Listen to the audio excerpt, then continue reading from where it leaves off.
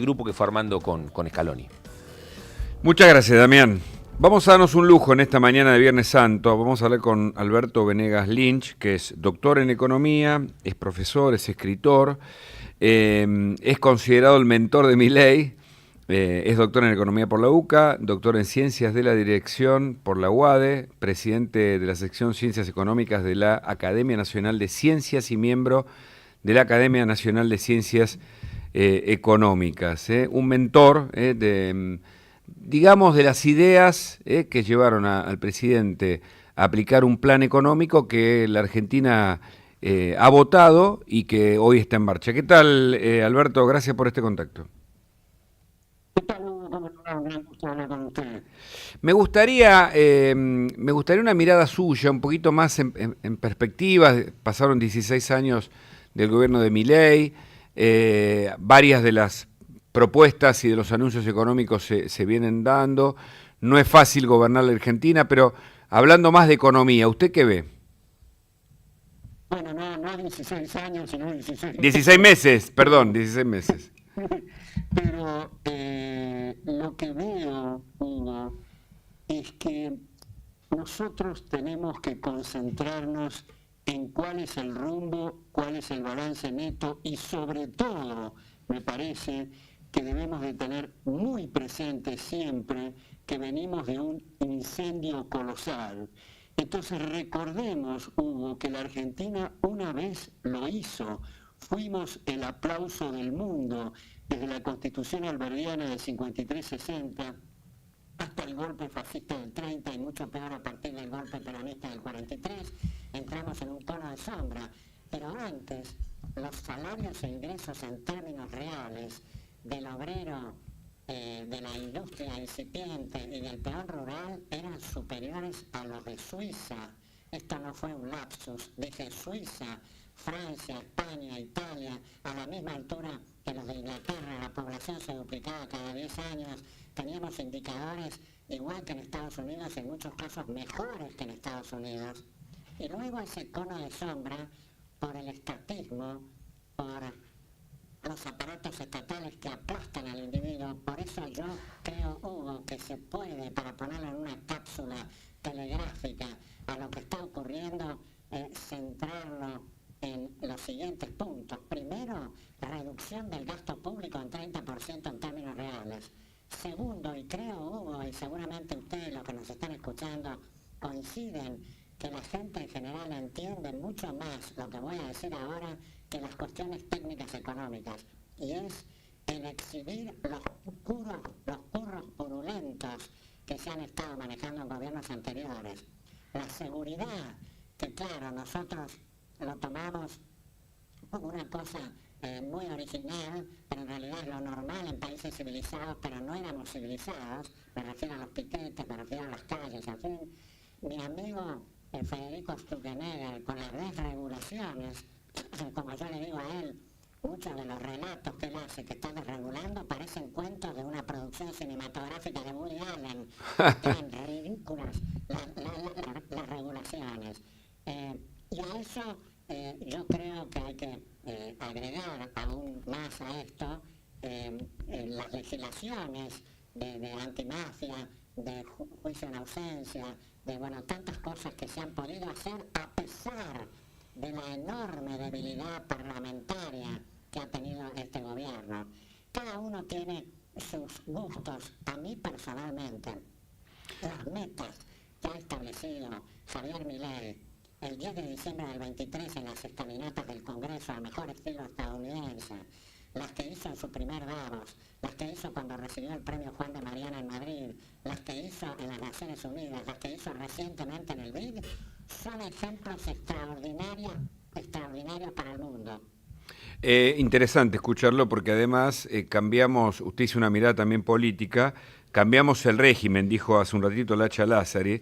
Yo le cité una idea que usted conoce mejor, que es de Smith, cuando señala que las riquezas de las naciones provienen de los motores individuales, de lo que genera una sociedad, y lo quiero llevar a esta idea de Estado minarquista, es decir, el Estado que los liberales pensaron no debe entrometerse ni limitar las libertades y tampoco apropiarse de lo que generan las sociedades, ni mucho menos atarlas, como pareció ocurrir en la Argentina, que además nos llevaron a un más de 50% de pobreza, ¿no?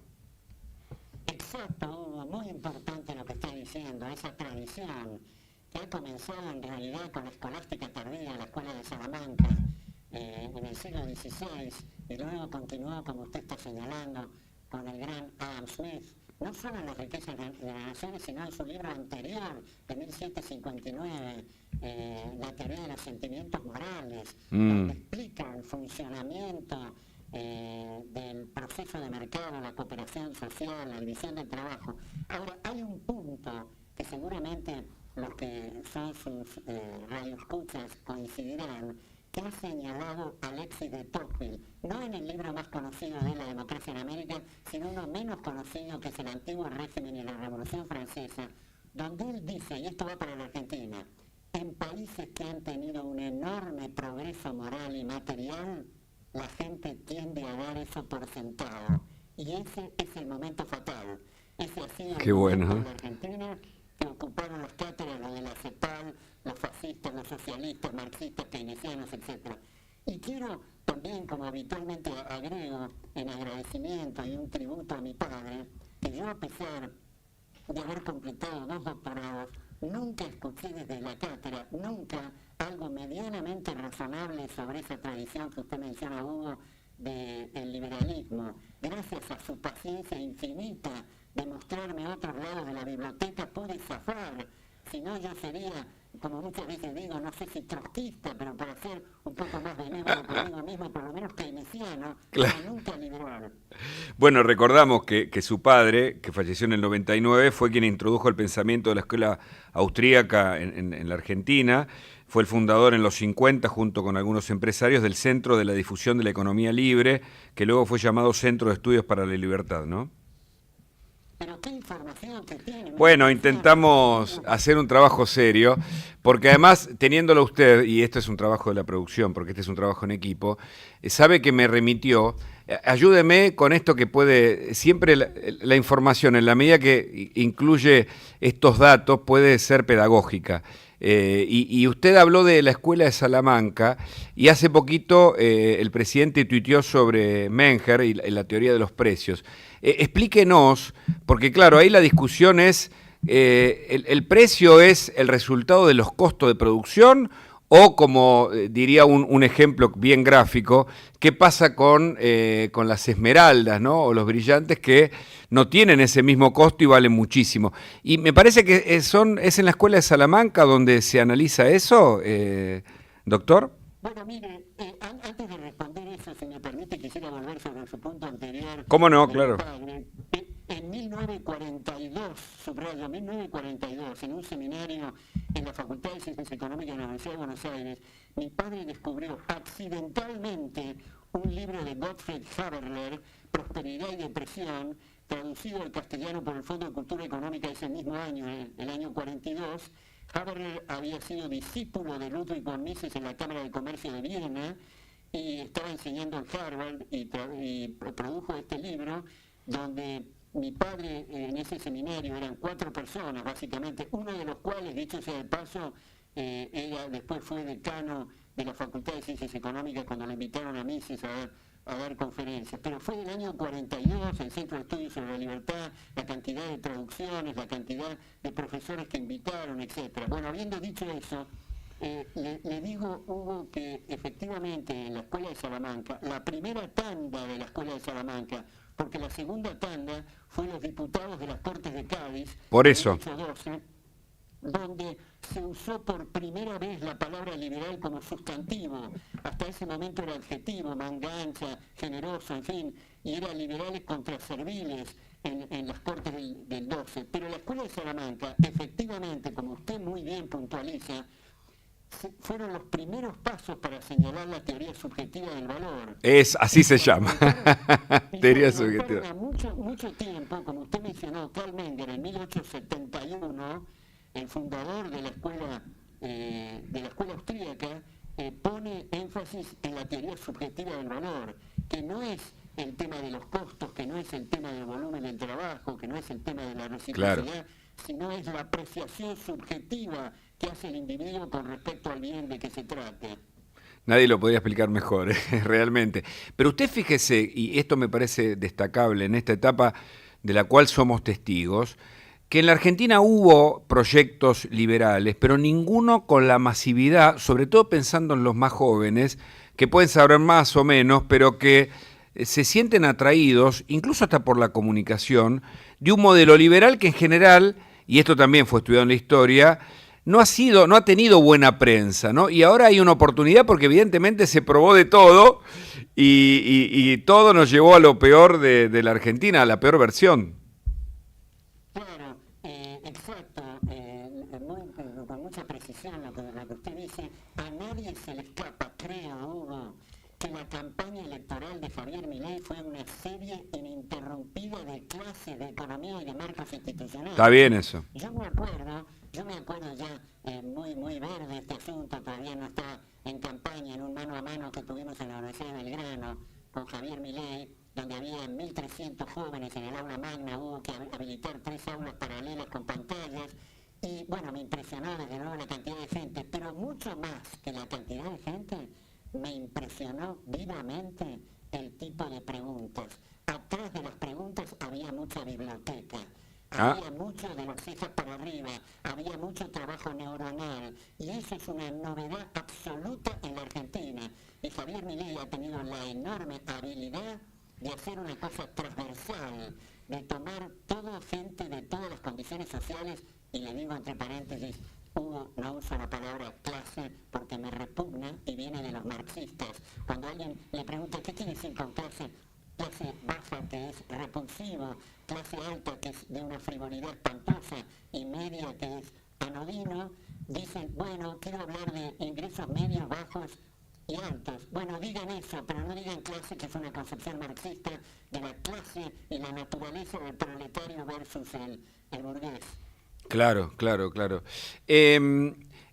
¿Usted cuánto analiza en este cambio que tiene que ver con modificaciones del plan económico o con un programa económico y por supuesto político, como usted bien mencionó a Sturzenegger, liberando la economía o tirando burocracias inservibles y clientelares por la borda, y cuánto a esto cultural, a este aspecto educativo, sobre un desconocimiento profundo que había, sobre todo en los jóvenes, del liberalismo, ¿no? Como corriente política, económica, porque en las universidades en general se difunden mucho las corrientes de izquierda, estas teorías de la sospecha que inundaron nuestras clases, ahí sí clases como lugares de estudio, y se hablaba poco en general, me lo pregunto y se lo pregunto, de liberalismo, y ahora uno lo ve como un escenario que casi de descubrimiento para muchos. El cambio cultural, la batalla cultural que produce ese cambio cultural es de una fundamental importancia. Por eso lo cito desde la vereda de enfrente al marxista Antonio Gramsci, que decía, comillas, tomen la cultura y la educación y el resto se da por añadidura. Ahí está. Mucha razón tenía.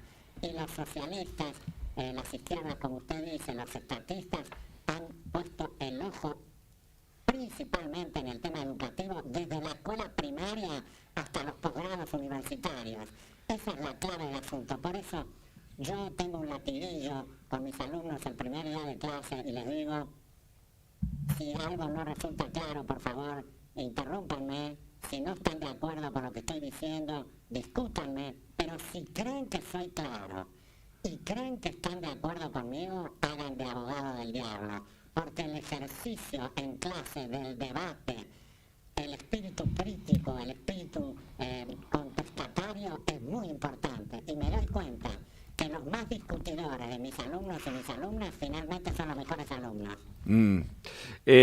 A propósito de lo que usted dijo, es interesante también, el posmarxismo, uno de sus, digamos, intelectuales más importantes es argentino, Laclau, que se fue a vivir a Londres, pero hizo un trabajo justamente basado en lo que usted dijo. Tomó lo del burgués y el proletario de Marx, tomó la hegemonía cultural de Gramsci y algo de Freud desde lo emocional para decir lo que nos pasó a los argentinos, es decir, hay un grupo que tiene que gobernar, cuya moral no nos importa como sea, pero tiene que gobernar porque hay un montón de gente excluida del sistema capitalista y tienen que quedarse ahí en el vamos por todo y nos quedamos para siempre, que significó el kirchnerismo que nos llevó a donde nos llevó, ¿no?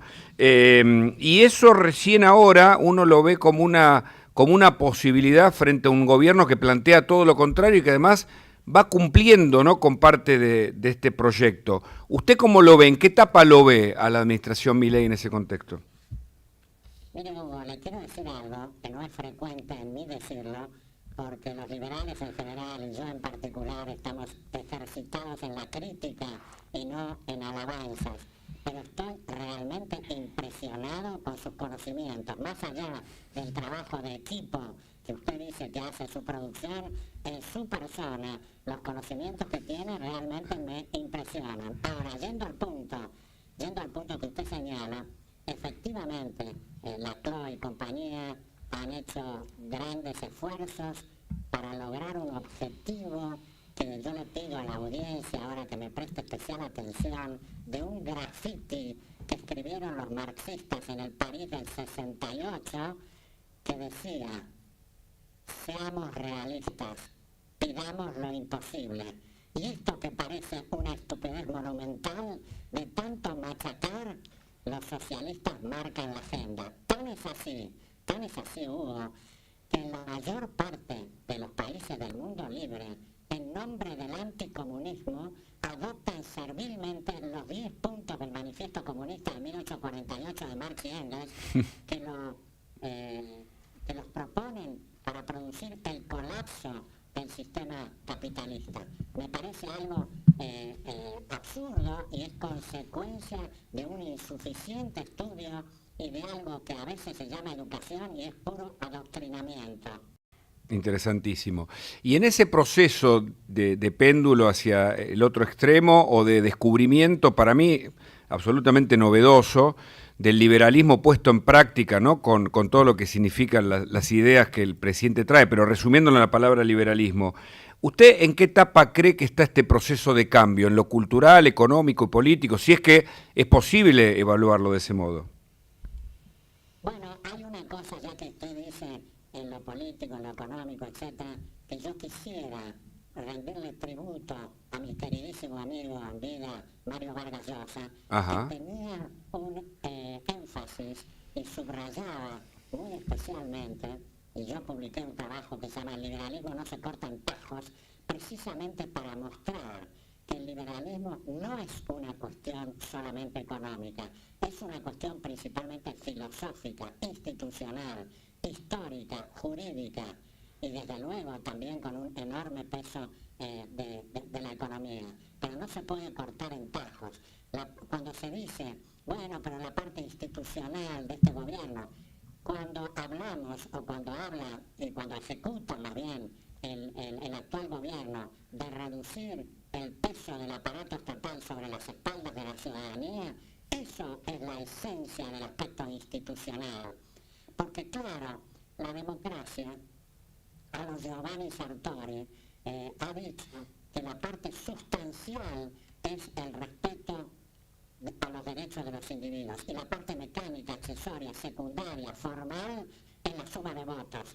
Sin embargo, hoy, en gran medida, en el llamado mundo libre, se ha dejado de lado la parte sustancial y se pone como primer plano la parte secundaria, el recuento de votos, con lo cual aquel personaje ridículo que habla con los pajaritos en Venezuela, diríamos que es democrático porque suma votos, o el caso de Salvador Allende en Chile, o el caso incluso de Hitler que ganó con la primera minoría. Ahora, esto me parece que es muy importante subrayarlo del concepto de la democracia. Un distinguido constitucionalista argentino, muerto hace algún tiempo, Juan González Calderón, decía: los demócratas de los números ni siquiera de números entienden, porque su análisis parte de dos ecuaciones falsas. 50% más 1% igual a 100%. 50% menos 1% igual a 0%. Me parece magnífica esta descripción. Correcto. Ha sido un gusto conversar con usted. De paso, recomendamos el libro ¿Qué es la democracia?, de Sartori, que explica claramente lo que usted señaló. Doctor Alberto Venegas Lynch, ha sido realmente muy interesante conversar con usted, como siempre que podemos hacerlo. Muchas gracias.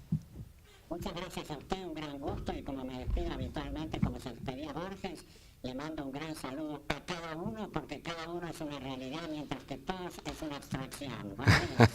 Gracias, muchas gracias. Fue Alberto Venegas Lynch, 11:30 Noticias. Noticias.